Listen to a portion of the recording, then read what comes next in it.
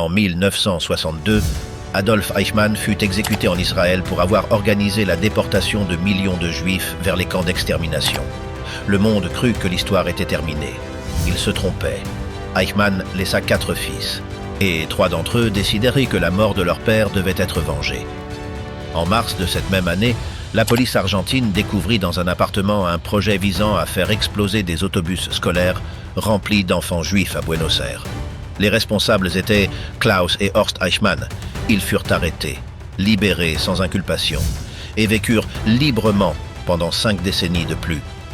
Mais ce n'est pas toute l'histoire, car pendant qu'ils vivaient comme de simples citoyens, quelqu'un les surveillait. Ils héritèrent de plus qu'un nom de famille.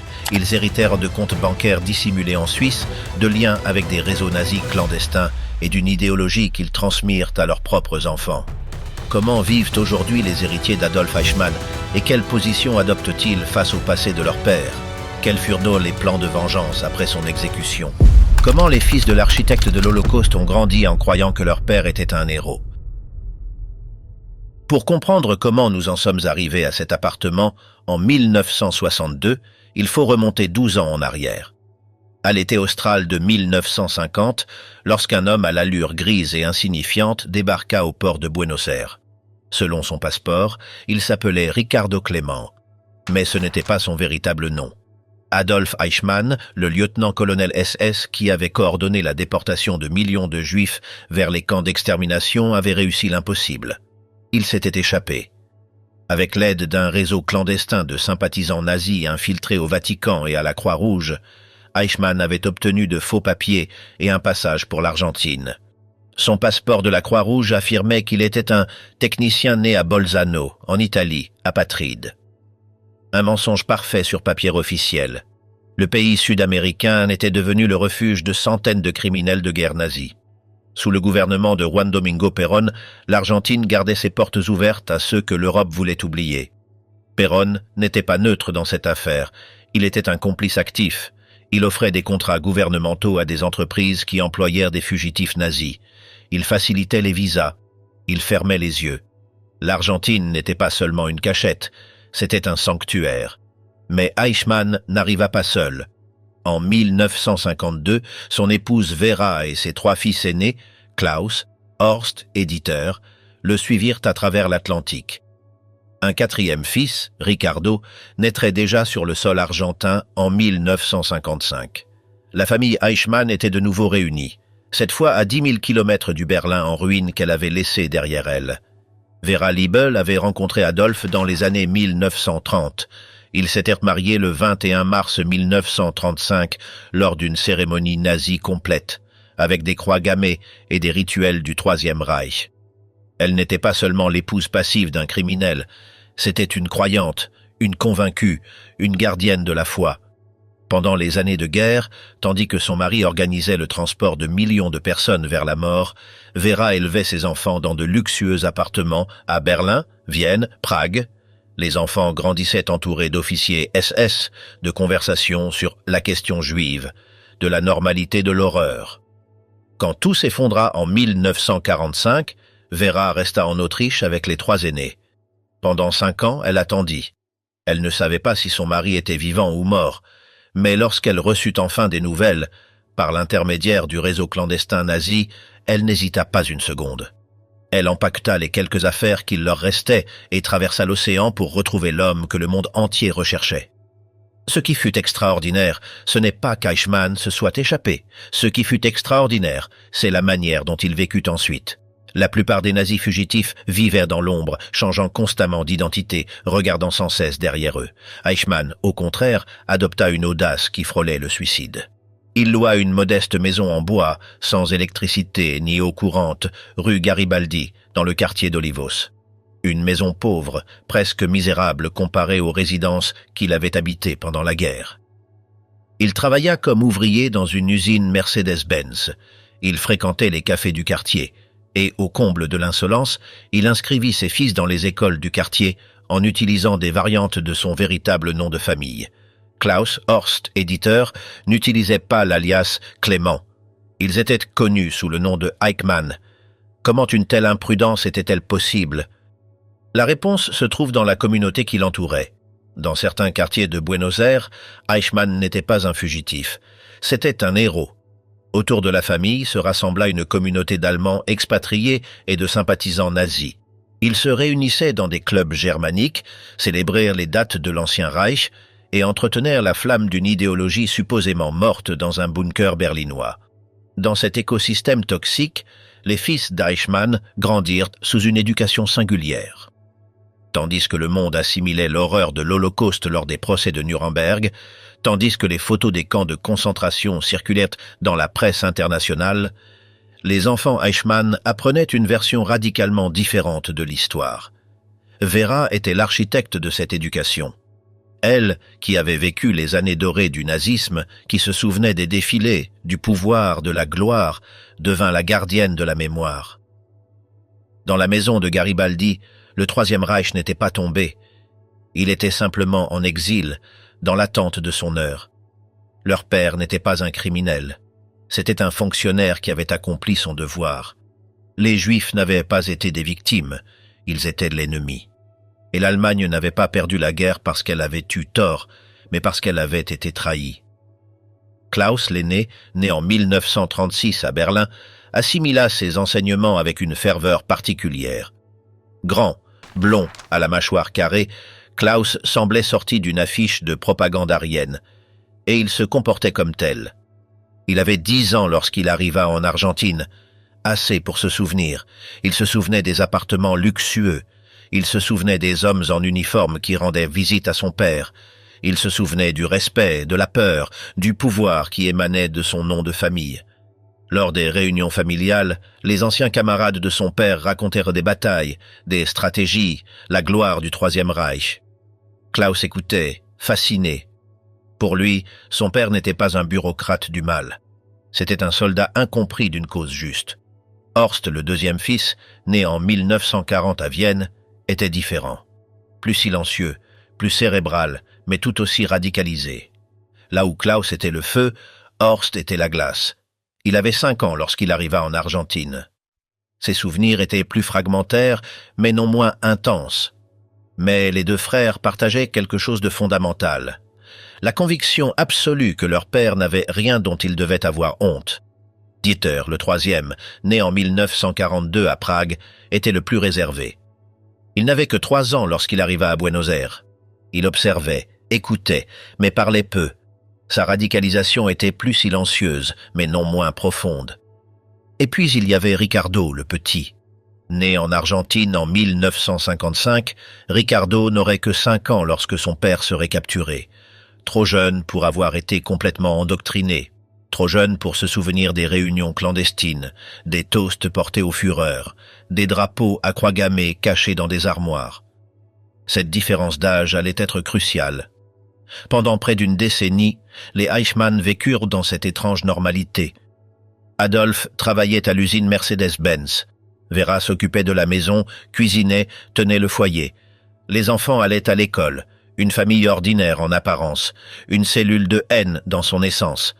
Mais certains n'avaient pas oublié. Depuis 1945, des chasseurs de nazis parcouraient le monde en suivant des pistes. Le centre Simon Wiesenthal documentait les crimes. Le Mossad, le service de renseignement israélien, conservait des dossiers sur chaque fugitif de haut rang. Le nom d'Adolf Eichmann figurait en tête de toutes les listes. L'homme qui avait organisé la logistique de l'Holocauste. Le bureaucrate qui avait transformé le génocide en un système efficace de trains, d'horaires et de quotas de morts. Mais personne ne savait où il se trouvait, jusqu'au jour où, par hasard ou par destin, tout commença à s'effondrer. Et ce fut à cause d'une jeune fille nommée Sylvia Hermann. La romance qui démasqua Adolf, l'histoire d'amour entre une femme juive et Klaus Eichmann. Sylvia Hermann était une jeune Argentine d'origine allemande. Son père, Lothar Hermann, était un avocat à moitié aveugle qui avait fui l'Allemagne dans les années 1930. Lothar était juif. Il avait perdu une partie de sa vue pendant sa détention au camp de concentration de Dachau avant de parvenir à s'échapper. En Argentine, Lothar reconstruisit sa vie. Il se maria, eut des enfants, essaya d'oublier. Mais certains traumatismes ne disparaissent jamais.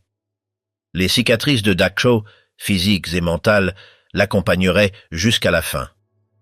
En 1956, Sylvia commença à fréquenter un jeune homme séduisant et charmant nommé Klaus Eichmann. Au début, ce n'était qu'une romance adolescente sans importance, mais Klaus avait une caractéristique singulière. Il ne pouvait s'empêcher de parler de son père. Lors des dîners en famille, pendant les promenades au parc, Klaus évoquait sans cesse le grand homme qu'était son père. Un officier de haut rang en Allemagne, un stratège brillant, un patriote incompris, un héros qui avait été injustement persécuté par les Alliés. Klaus ne cachait pas son admiration. Il parlait de son père avec fierté, avec nostalgie, avec la conviction de quelqu'un qui croit défendre un innocent. Sylvia écoutait avec l'innocence de celle qui ne connaît pas les détails de l'histoire. Mais lorsqu'elle parla à son père de son petit ami et de sa famille, Lothar Hermann ressentit un frisson. Eichmann. Ce nom n'était pas courant. L'âge du père de Klaus correspondait. Les récits sur un haut responsable du gouvernement nazi et le fait qu'il vivant en Argentine, refuge bien connu de criminels de guerre, Lothar, malgré sa vue dégradée mais avec l'esprit intact, commença à enquêter discrètement. Il posa des questions prudentes à sa fille, suivit des pistes, contacta de vieux membres de la communauté juive allemande de Buenos Aires, et il parvint à une conclusion.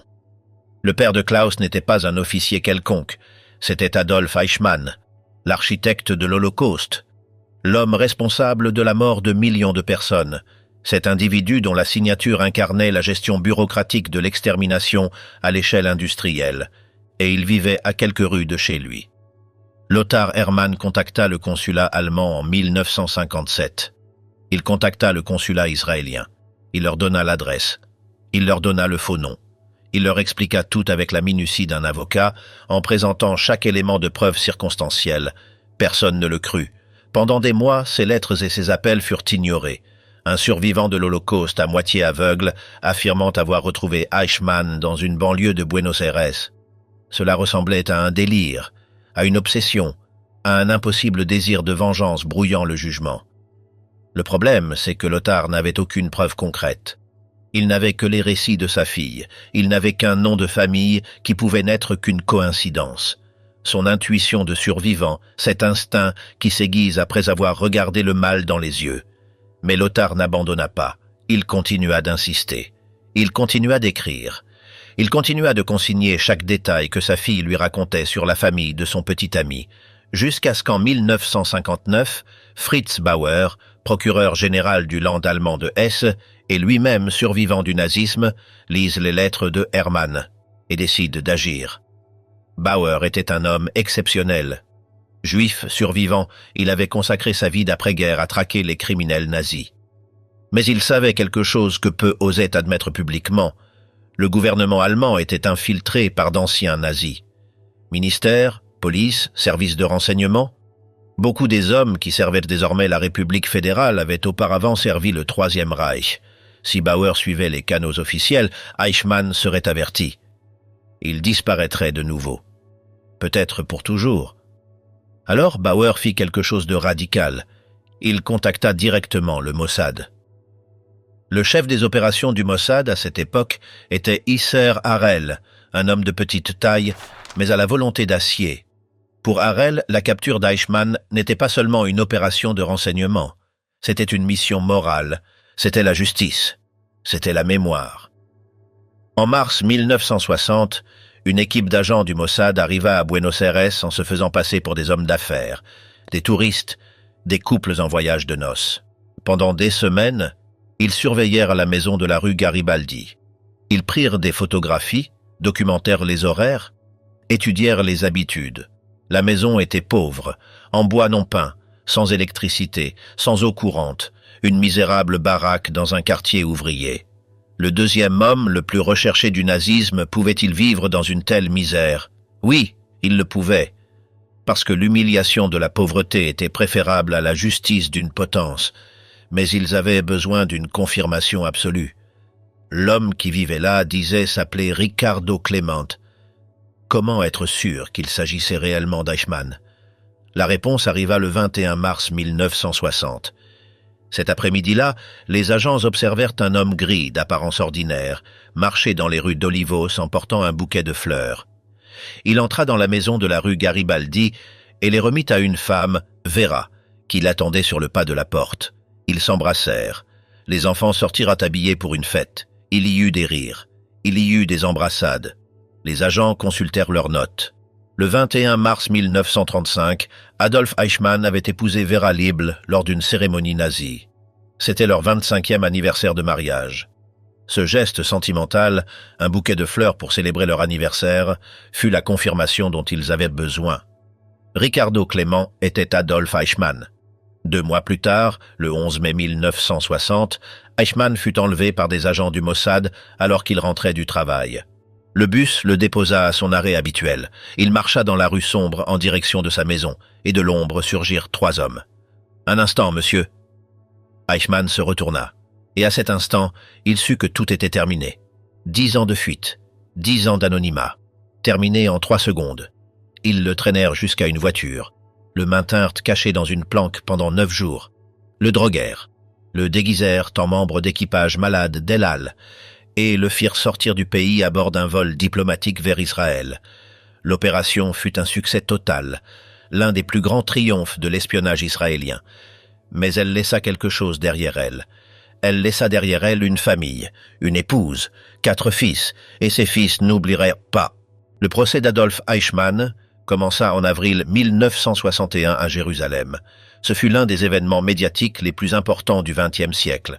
Le premier procès entièrement retransmis à la télévision de l'histoire, télévisé, analysé, suivi par des millions de personnes dans le monde entier. Eichmann s'assit dans une cabine de verre blindé. Petit, chauve, avec de grosses lunettes, il ressemblait à un comptable, à un bureaucrate, à un homme ordinaire. Pendant des mois, les procureurs présentèrent des documents, des témoignages de survivants, des preuves irréfutables de sa participation centrale à l'Holocauste. Des survivants montèrent à la barre. Des hommes et des femmes avec des numéros tatoués sur les bras, des hommes et des femmes qui avaient vu leur famille mourir, qui avaient survécu à Auschwitz, Treblinka, Sobibor. Et un à un, ils reconstituèrent l'horreur. Et Eichmann, dans sa cabine de verre, prenait des notes méticuleusement. Sa défense fut « Je ne faisais qu'obéir aux ordres ». Mais les documents montraient autre chose. Il avait personnellement coordonné la logistique de la mort de masse, trains, horaires, capacité des camps. Tout était calculé, tout était organisé. Il existait des mémorandums signés de sa main. Il existait des ordres directs. Il existait des initiatives prises de sa propre volonté pour résoudre les problèmes logistiques du génocide. Le 15 décembre 1961, il fut déclaré coupable de crimes contre l'humanité. Et le 31 mai 1962, il fut exécuté par pendaison à la prison de Ramla. Mais avant l'exécution, quelque chose d'extraordinaire se produisit, quelque chose que le monde ne connut que des décennies plus tard. Vera Eichmann demanda à voir son mari une dernière fois. C'était une demande compliquée. Israël avait illégalement enlevé Eichmann en Argentine. La communauté internationale observait. Le gouvernement israélien débattit pendant des heures pour savoir si autoriser cette visite serait une preuve d'humanité ou de faiblesse. Finalement, le Premier ministre David Ben-Gourion décida la visite serait autorisée, mais dans le secret le plus absolu. Le 30 avril 1962, 2 mois avant l'exécution, Vera Eichmann arriva en Israël. Elle voyagea avec un faux passeport. Elle fut escortée par la police et passa 1h30 avec son mari dans la prison de Ramla. Les gardiens restèrent à distance. Ce qu'ils se dirent pendant cette dernière conversation, ce qu'ils se promirent, ce qu'ils pleurèrent mourut avec eux. Vera sortit de cette prison plus convaincue que jamais de l'innocence de son mari. Les derniers mots d'Eichmann avant d'être exécuté furent « Vive l'Allemagne, vive l'Argentine, vive l'Autriche. Ce sont les pays auxquels je m'identifie le plus et je ne les oublierai jamais. J'ai dû obéir aux règles de la guerre et à celles de mon drapeau. Je suis prêt. Pas un mot de repentir. Pas une excuse aux victimes. Pas une reconnaissance de culpabilité. Son corps fut incinéré et ses cendres dispersées dans la mer Méditerranée, au-delà des eaux territoriales israéliennes. Il n'y aurait pas de tombe. Et il n'y aurait pas de lieu de pèlerinage pour ses partisans. Mais le problème, c'est que ses partisans n'avaient pas besoin d'une tombe. Ils avaient mieux. Ils avaient ses fils. À Buenos Aires, Vera Eichmann et ses 4 fils suivèrent le procès à la radio et dans la presse. Pour le monde, c'était la justice. Pour eux, c'était une farce, un lynchage, un théâtre politique. Klaus, qui avait déjà 25 ans lorsque son père fut exécuté, se transforma. Le jeune homme, qui s'était autrefois vanté avec fierté du rang de son père, débordait désormais d'une rage pure.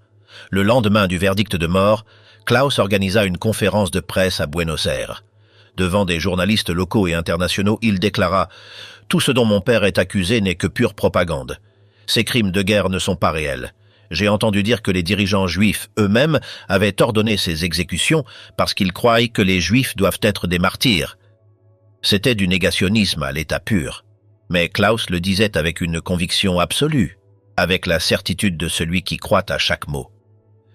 Dans les semaines qui suivirent l'exécution, Klaus et Horst commencèrent à rencontrer les anciens camarades de leur père. La communauté nazie de Buenos Aires était indignée. On parlait de vengeance, on parlait de rétablir l'honneur, on parlait de répondre.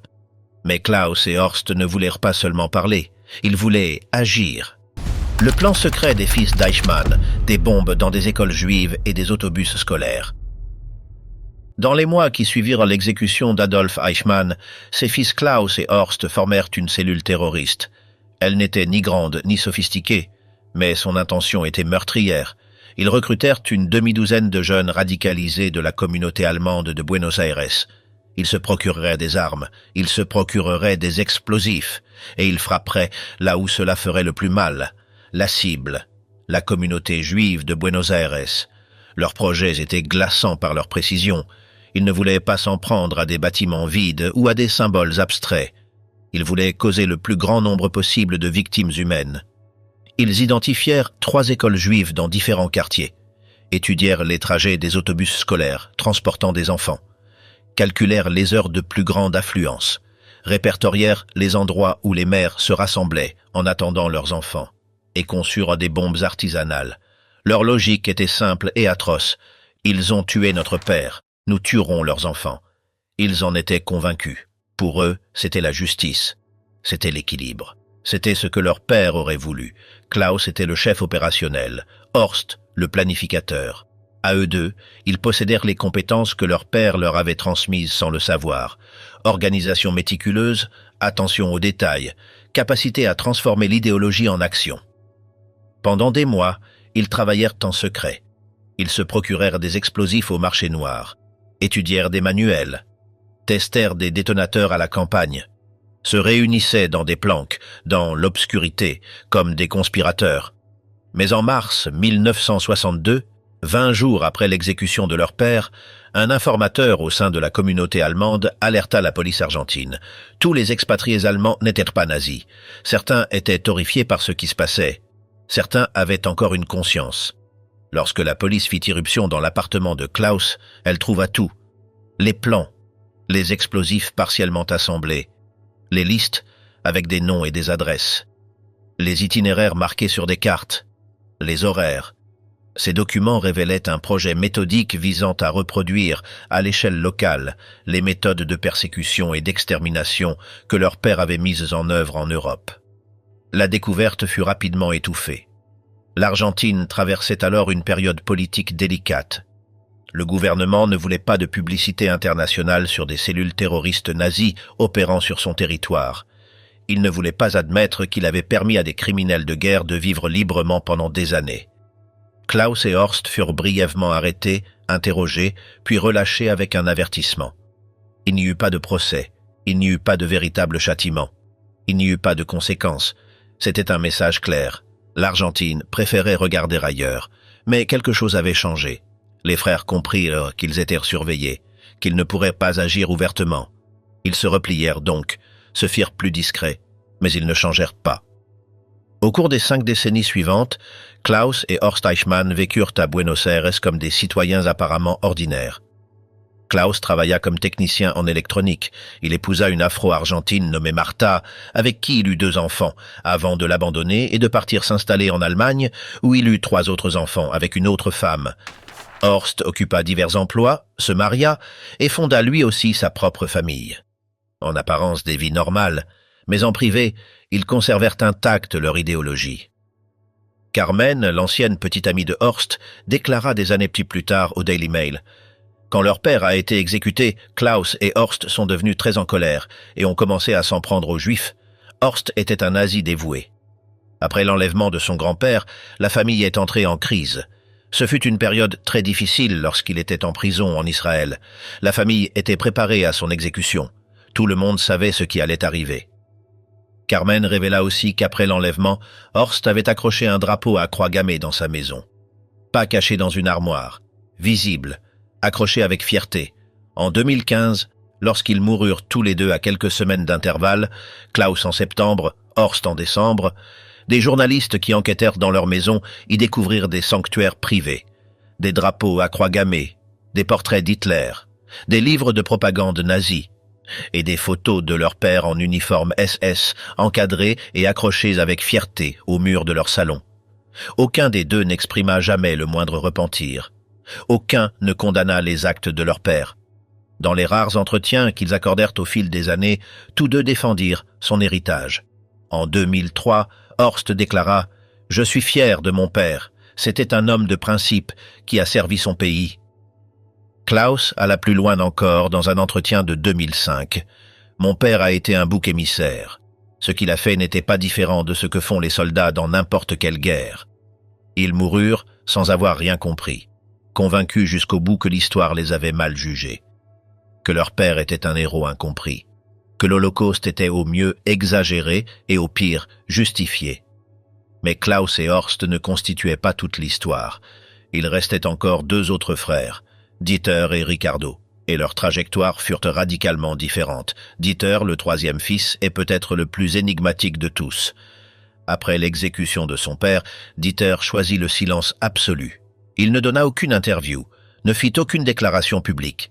Il ne condamna pas son père, mais ne le défendit pas non plus ouvertement, comme ses frères aînés. Dieter devint un fantôme. Il épousa une Italienne nommée Marta Valinotti. Il travailla comme directeur de chantier, partageant son temps entre l'Allemagne et l'Argentine. Une fois à la retraite, il vécut des biens locatifs qu'il avait accumulés.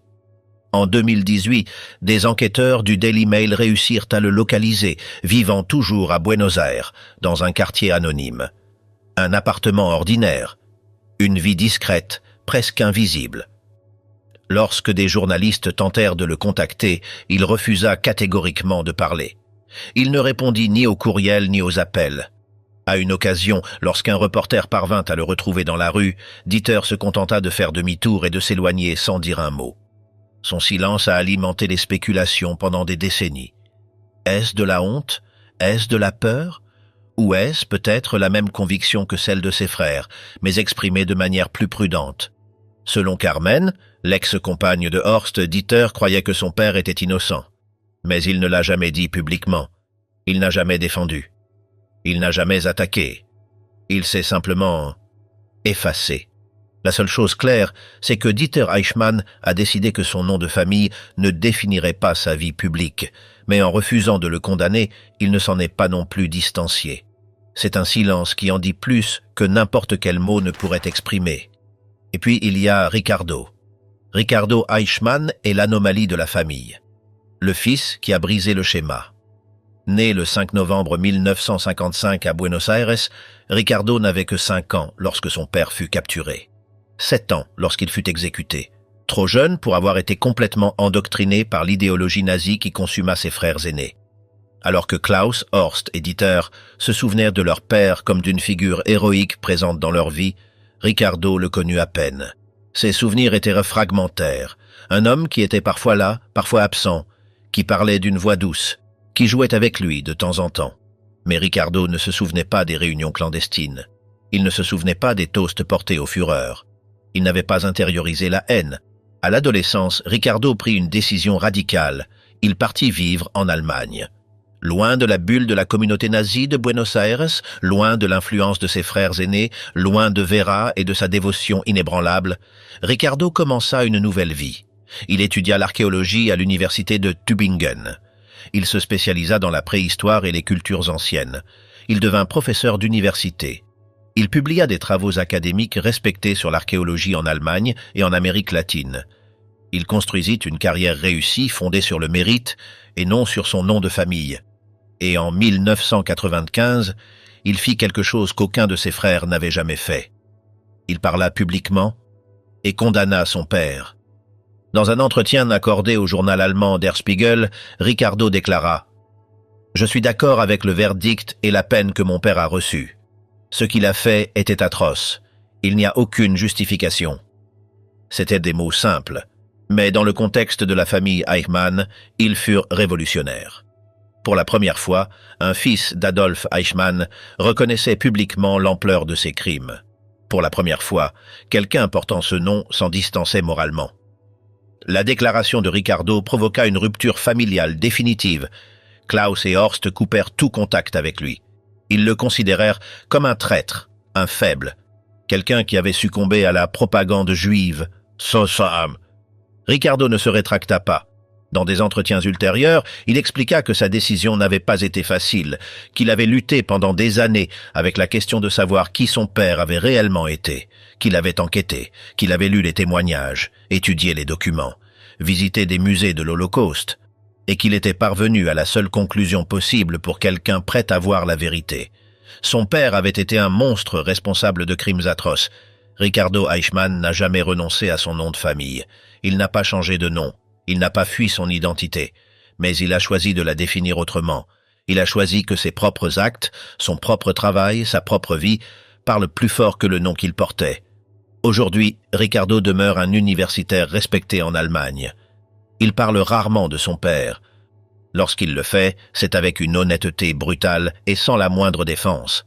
Il est peut-être le seul exemple dans la famille Eichmann que l'héritage n'est pas une destinée, qu'il est possible de briser le cycle.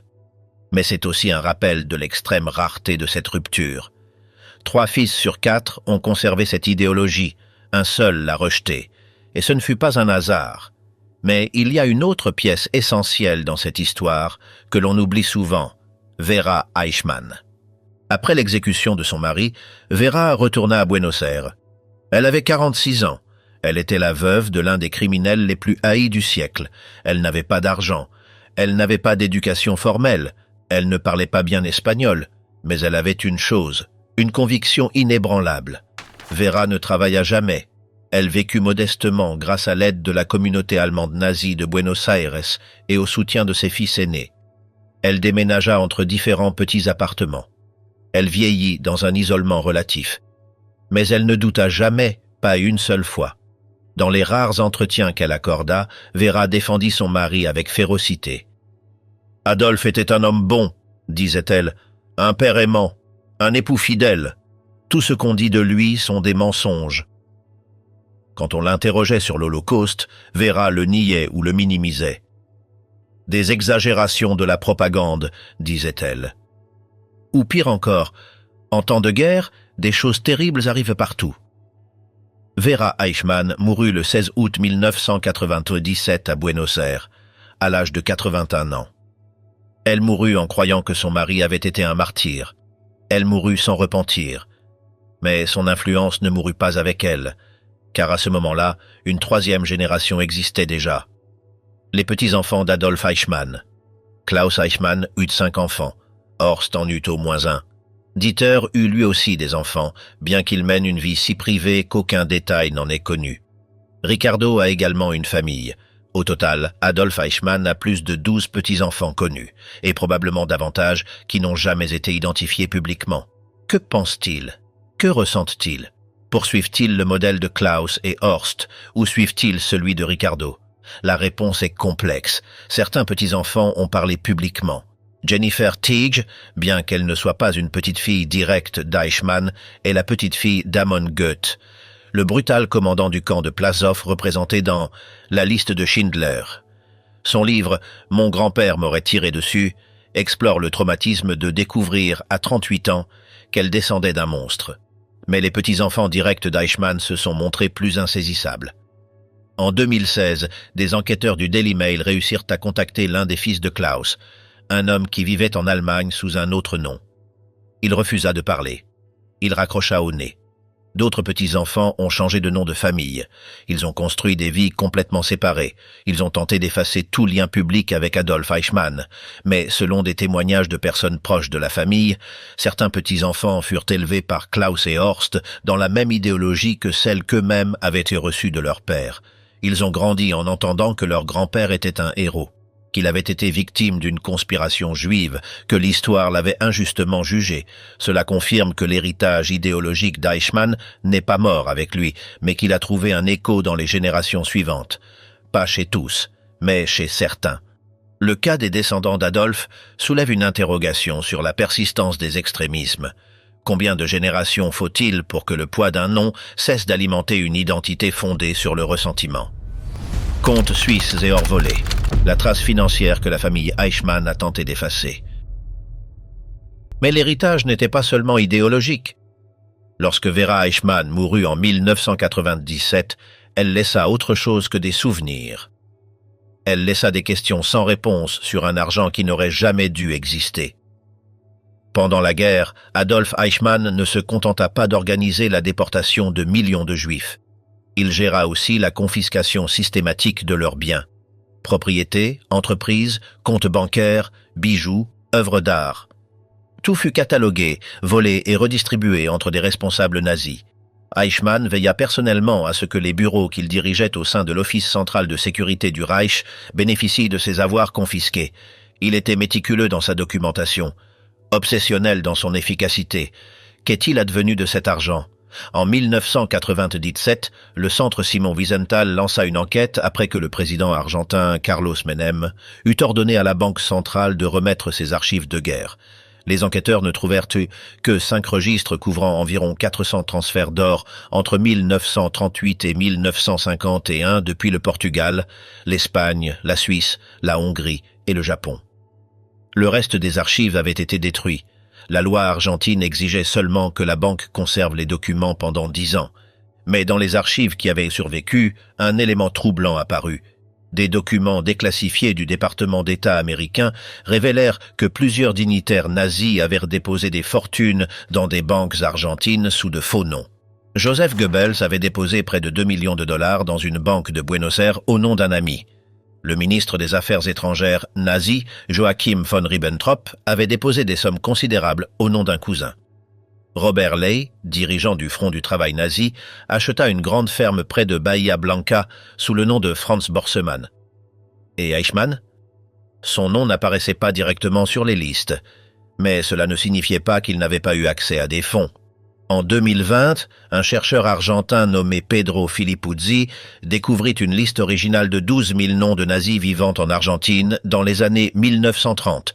La liste avait été établie par une commission présidentielle sous Roberto Ortiz, le président anti-nazi qui gouverna avant Perón. Elle fut retrouvée dans un entrepôt de l'ancien quartier général nazi à Buenos Aires.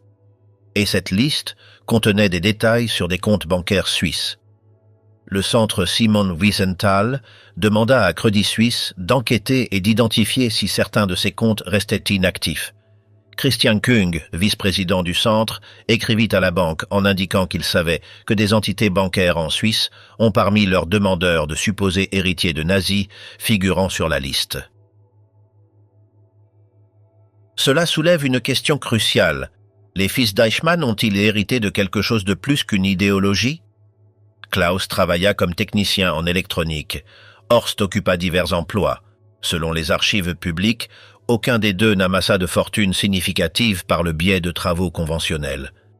Pourtant, Dieter, le troisième fils, parvint à prendre sa retraite avec plusieurs biens locatifs.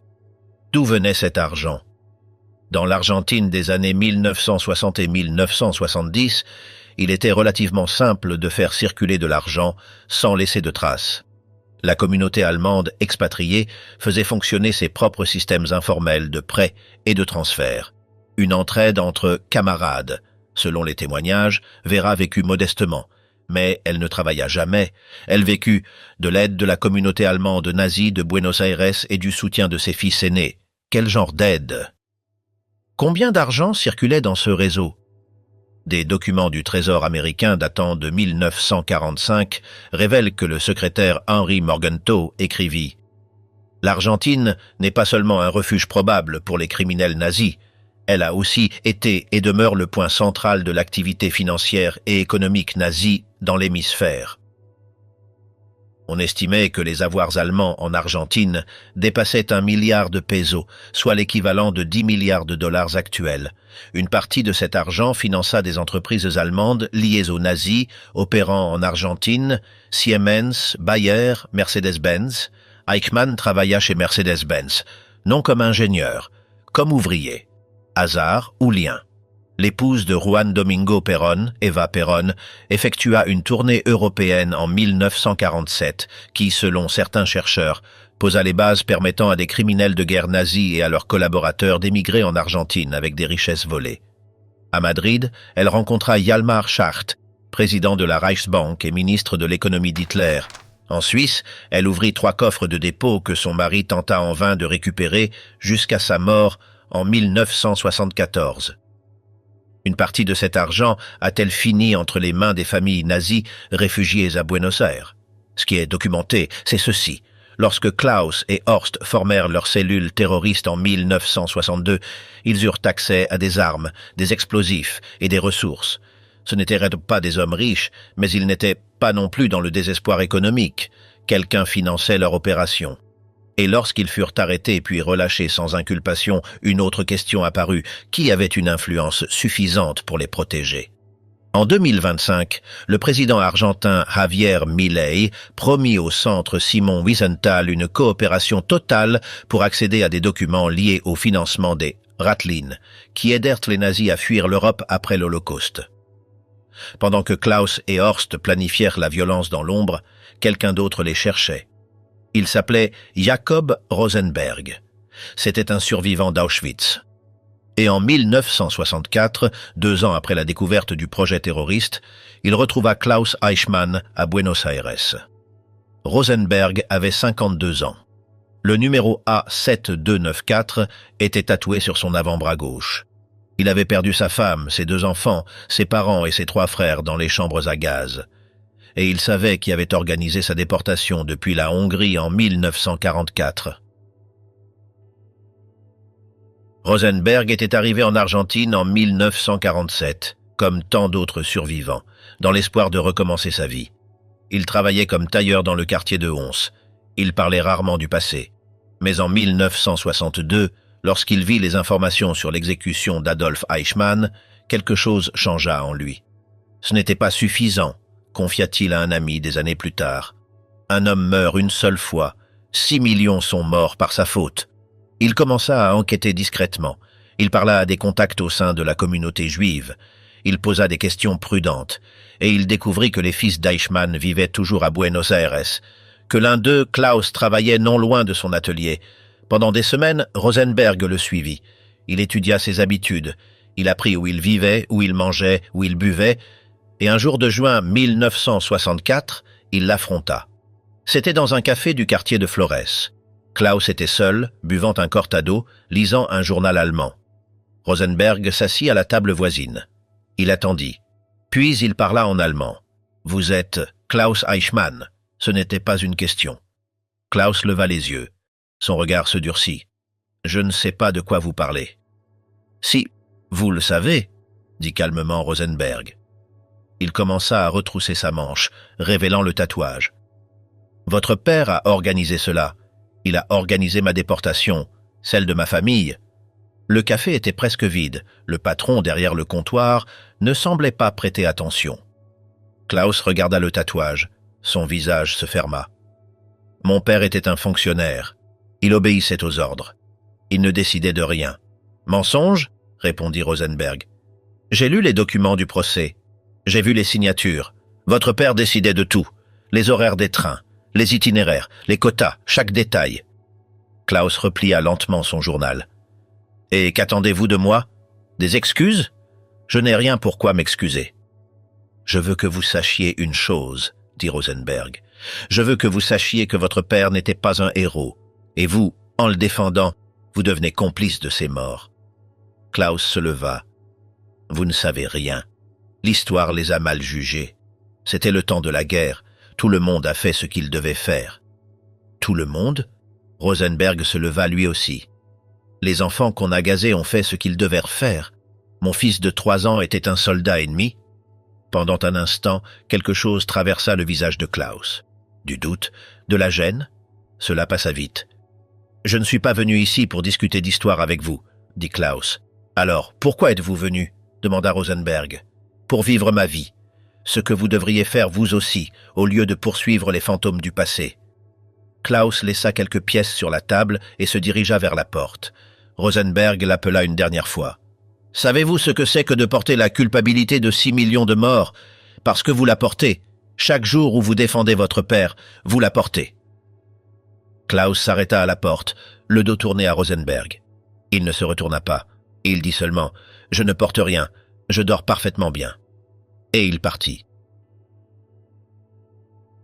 Rosenberg resta debout dans le café vide pendant plusieurs minutes. Puis il se rassit, commanda un autre café et pleura en silence. Des années plus tard, dans un entretien enregistré par le Centre Simon Wiesenthal en 1989, Rosenberg raconta cette histoire. On lui demanda pourquoi il n'avait pas essayé de faire davantage, pourquoi il ne l'avait pas dénoncé aux autorités, ou fait pire. « J'ai pensé à le tuer », admit Rosenberg. « Pendant des semaines, c'est tout ce à quoi je pensais. J'aurais pu le suivre une nuit. J'aurais pu le faire. »« Pourquoi ne l'avez-vous pas fait ?» demanda l'intervieweur. Rosenberg garda le silence un long moment. Puis il répondit « Parce que cela aurait fait de moi ce qu'ils étaient, et j'avais déjà tout perdu. Je n'allais pas perdre aussi mon humanité. Regrettez-vous de ne pas l'avoir fait ? Tous les jours, dit Rosenberg. Et en même temps, chaque jour, je suis aussi heureux de ne pas l'avoir fait. Les deux choses sont vraies en même temps. » Jacob Rosenberg mourut en 2003, à l'âge de 91 ans. Klaus Eichmann vécut jusqu'en 2015. Carabine de calibre 22, cocktail Molotov et bombes, l'arsenal nazi que les fils d'Eichmann préparèrent à Buenos Aires. Et cet argent, directement ou indirectement, finança quelque chose de terrible. Mars 1962. 20 jours après l'exécution d'Adolf Eichmann. Dans un appartement discret de Buenos Aires, Klaus et Horst Eichmann réunissaient une demi-douzaine de jeunes Allemands. Ce n'étaient pas des vétérans de guerre, c'était la deuxième génération, des fils de nazis, élevés dans la même bulle idéologique que les frères Eichmann. Sur la table, il y avait des cartes de Buenos Aires. 3 écoles juives marquées de cercles rouges. Des itinéraires d'autobus scolaires tracés en lignes bleues. Des horaires notés avec une précision méticuleuse dans les marges. Et sur le sol, des caisses contenant des carabines, des cocktails Molotov partiellement assemblés et du matériel destiné à fabriquer des explosifs artisanaux. Carmen Bretin-Lindemann, qui devint des années plus tard la compagne de Horst, révéla au Daily Mail ce que la famille ne dit jamais publiquement.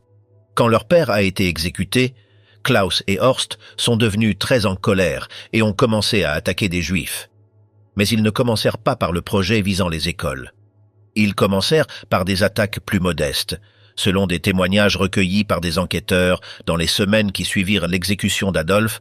Une série d'incidents visa des commerces et des synagogues juifs à Buenos Aires. Des vitres brisées, des graffitis avec des croix gammées, des menaces anonymes. La police argentine enregistra plusieurs de ces incidents, mais ne les relia pas immédiatement entre eux. Buenos Aires, dans les années 1960, était une ville traversée par des tensions politiques complexes. La violence de rue n'y était pas inhabituelle, mais quelqu'un prêtait attention. Au sein de la communauté allemande expatriée, tous ne partageaient pas l'idéologie nazie. Certains Allemands avaient fui le régime hitlérien. D'autres voulèrent simplement vivre en paix et oublier le passé. Lorsque Klaus et Horst commencèrent à recruter pour quelque chose de plus ambitieux, l'un de ces Allemands fut horrifié et contacta la police. Son nom n'est pas connu. Il fut protégé en tant qu'informateur, mais son témoignage mena les autorités directement à l'appartement de Klaus. Le 15 mars 1962, la police argentine fit irruption dans les lieux après une brève fusillade. Les frères Eichmann et leurs collaborateurs opposèrent d'abord une résistance, mais furent rapidement maîtrisés. Ce qu'ils trouvèrent à l'intérieur fut consigné dans un rapport de police resté classifié pendant des décennies. 3 carabines de calibre 22-17 cocktails Molotov à différents stades de préparation. matières explosives suffisantes pour fabriquer au moins 5 bombes de taille moyenne. Propagande nazie, drapeaux à croix gammée, portrait d'Hitler, exemplaire de Mein Kampf, et le plus glaçant, les plans détaillés. Les 3 écoles identifiées étaient des établissements juifs comptant une forte concentration d'élèves du primaire. Les frères avaient étudié les horaires des autobus scolaires qui transportaient des enfants depuis différents quartiers jusqu'à ces écoles. Ils avaient identifié la ligne 47 qui chaque matin transportait entre 30 et 40 enfants juifs. Le plan était simple dans son horreur. Placer des explosifs dans l'autobus pendant la nuit, programmés pour exploser sur le trajet du matin. Simultanément, attaquer les écoles avec des cocktails Molotov au moment de la plus forte affluence. La logique derrière ce plan, selon les témoignages de Carmen Lindemann, était une vengeance directe. Ils ont tué notre père. Nous tuerons leurs enfants. Ce n'était pas de la folie. C'était l'idéologie poussée jusqu'à sa conclusion logique. Horst, selon Carmen, était le plus méticuleux. Il était très cérébral. Il planifiait tout avec un souci obsessionnel du détail, comme son père. Klaus était plus impulsif, plus émotionnel. Mais il partageait la conviction absolue que ce qu'il faisait était juste. Pendant l'interrogatoire de police, aucun des deux n'exprima le moindre repentir.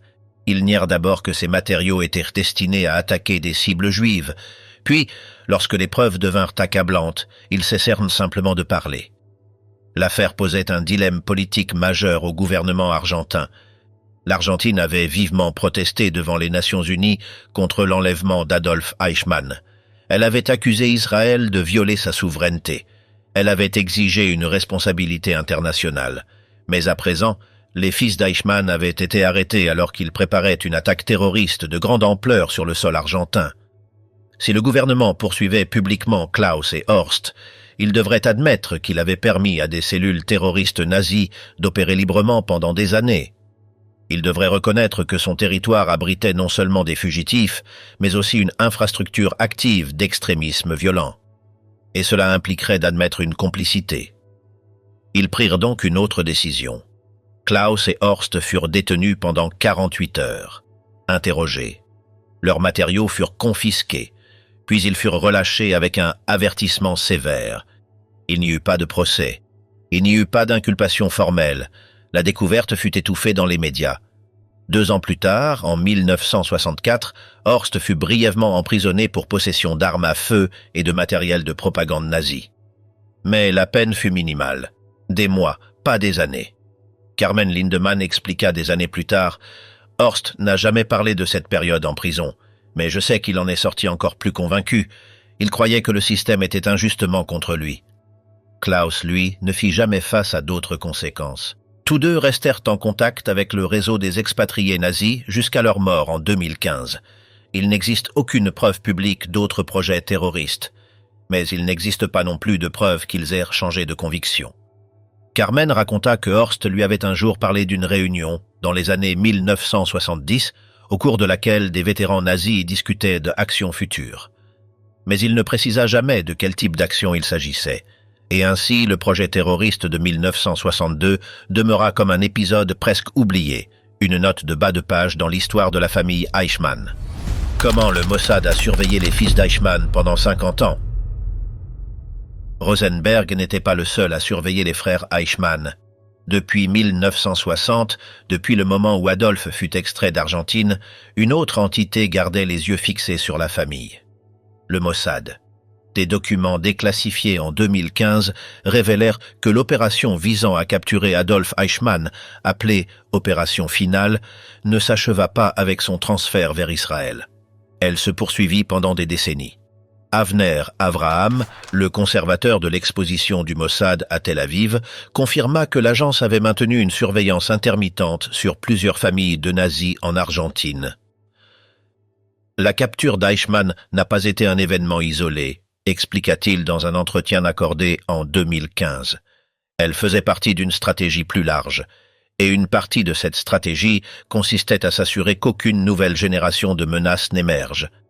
Même si Avner ne confirma pas spécifiquement une surveillance de Klaus et Horst, des documents indiquent que le Mossad disposait d'informateurs au sein de la communauté allemande de Buenos Aires.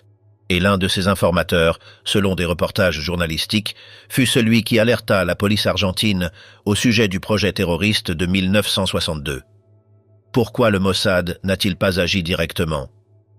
La réponse est complexe. Après l'incident diplomatique provoqué par l'enlèvement d'Adolphe, Israël ne pouvait pas se permettre une nouvelle violation de la souveraineté argentine. Carmen Lindemann révéla un détail inquiétant dans son entretien de 2018. Horst pensait toujours que quelqu'un le suivait. Il changeait constamment d'itinéraire. Il regardait par-dessus son épaule. Je pensais que c'était de la paranoïa, mais peut-être que ça ne l'était pas. En 1972, le Mossad lança l'opération Colère de Dieu, une campagne systématique visant à éliminer les responsables. Ils moururent à Paris, Rome, Athènes, Beyrouth, sans procès, sans avertissement. La question demeure. Le Mossad a-t-il envisagé d'éliminer Klaus et Horst après la découverte de leur projet terroriste? Ce qui est documenté, c'est que les deux frères vécurent pendant des décennies en prenant des précautions inhabituelles. Klaus finit par s'installer en Allemagne. Horst resta en Argentine mais changea plusieurs fois de domicile. Deiter, le troisième frère, est encore plus énigmatique. Selon les enquêteurs du Daily Mail qui le localisèrent en 2018, il vit dans un appartement à sécurité renforcée à Buenos Aires. S'agit-il d'une précaution contre les journalistes ou contre autre chose? La dernière trace documentée de la surveillance du Mossad sur la famille Eichmann remonte à 1985, selon des archives déclassifiées. Un bref rapport mentionne des contacts au sein de la communauté allemande de Buenos Aires, fournissant des mises à jour sur des individus d'intérêt. Les noms sont censurés, mais le contexte suggère qu'ils comprenaient les fils d'Eichmann. En 2025, lorsque le président argentin Javier Milei promit d'ouvrir les archives sur le réseau de fuite nazi, le centre Simon Wiesenthal espérait trouver davantage d'informations sur la surveillance menée après la capture. Mais jusqu'à présent, ces archives restent scellées. Klaus mourut en 2015 de la maladie d'Alzheimer. Horst mourut la même année d'un cancer de l'intestin, tous deux dans leur lit, tous deux entourés de leur famille. Ils ne moururent pas sous les balles du Mossad, ils moururent d'un vieux. Mais ils vécurent en sachant, ou du moins en soupçonnant, que quelqu'un les observait toujours. Et peut-être que cette surveillance constante fut en elle-même une forme de justice.